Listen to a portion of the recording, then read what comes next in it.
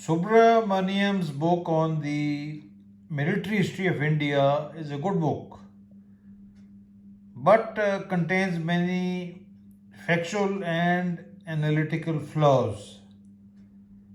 I am surprised why an Air Force officer who is writing a military history of India has to pass such sweeping judgments, and that too judgments which have no connection with the reality of military history.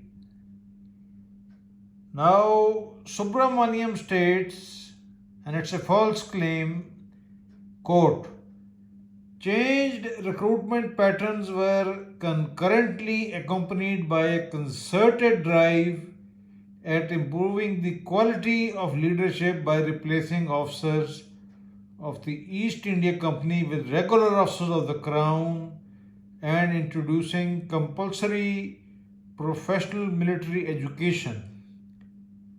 Many of these officers were with battle experience from Napoleonic and the two Afghan wars between 1839 and 1880. 1880 is fair enough. But in 1880, Mr. Subramaniam, there was no company. So what you claim is, is the half truth and the partial truth. Now, only one small example I will give you, and I will give the readers to refute Mr. Subramaniam here.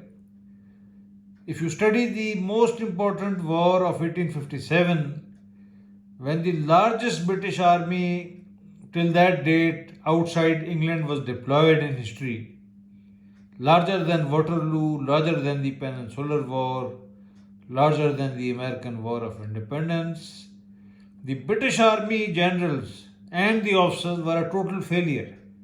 They were irresolute, they were, wet, they were, indecisive, and the greatest leader that the British produced in 1857 battles was not even a general. He was a captain promoted brigadier general, and this was Nicholson, an officer of the East India Company.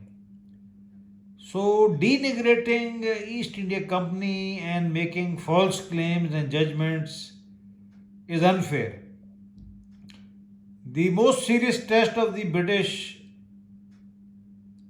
in India before First World War until 1947 was the rebellion of 1857, which threatened the British more than the Germans or the Russians or anybody.